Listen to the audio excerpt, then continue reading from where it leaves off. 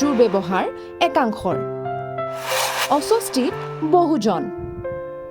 সহজ টাৰ্গেট জনপ্ৰিয় অভিনেত্ৰীসকল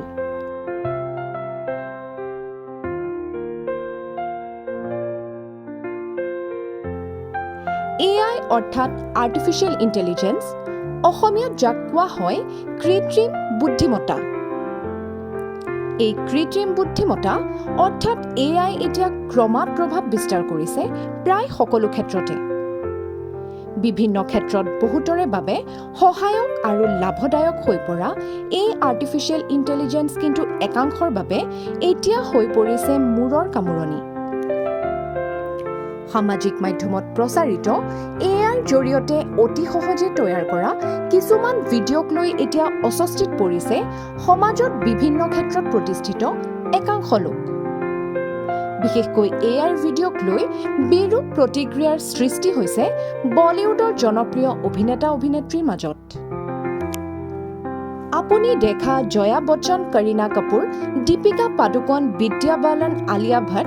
আদি বলিউডত দপদপাই থকা অভিনেত্ৰীসকলৰ এই ভিডিঅ'সমূহ প্ৰকৃত নহয় জনপ্ৰিয় অভিনেত্ৰীসকলৰ ফটো লৈ কৃত্ৰিম বুদ্ধিমত্তাৰ জৰিয়তে নিজৰ খিয়ালখুচিমতে এনেদৰে ভিডিঅ' তৈয়াৰ কৰি সামাজিক মাধ্যমত ভাইৰেল কৰিছে একাংশই কেৱল ইমানেই নহয় অসমীয়া বোলছবিৰ উদ্যোগৰ একাংশ অভিনেত্ৰীৰো প্ৰস্তুত কৰিছে আপত্তিজনক ভিডিঅ' আন একাংশই আকৌ মিছাক সঁচা ভাবি এনে ভিডিঅ'সমূহ কৰিছে শ্বেয়াৰ কিন্তু শেহতীয়াকৈ AIৰ দ্বাৰা তৈয়াৰী ভিডিঅ'ক লৈ সামাজিক মাধ্যম যোগে প্ৰতিক্ৰিয়া প্ৰকাশ কৰিলে বলিউডৰ অভিনেত্ৰী বিদ্যা বালনে নিজৰ ইনষ্টাগ্ৰাম একাউণ্টত পোষ্ট শ্বেয়াৰ কৰি AIৰ জৰিয়তে প্ৰস্তুত কৰা বিভ্ৰান্তিকৰ ভিডিঅ' সন্দৰ্ভত প্ৰতিক্ৰিয়া প্ৰকাশ কৰে বলিউডৰ অভিনেত্ৰী বিদ্যা বালনে সামাজিক মাধ্যমত প্ৰচাৰিত তেওঁৰ ভিডিঅ'সমূহৰ লগত কোনো ধৰণৰে জড়িত নহয় বুলিও স্পষ্ট কৰি দিয়ে অভিনেত্ৰীগৰাকীয়ে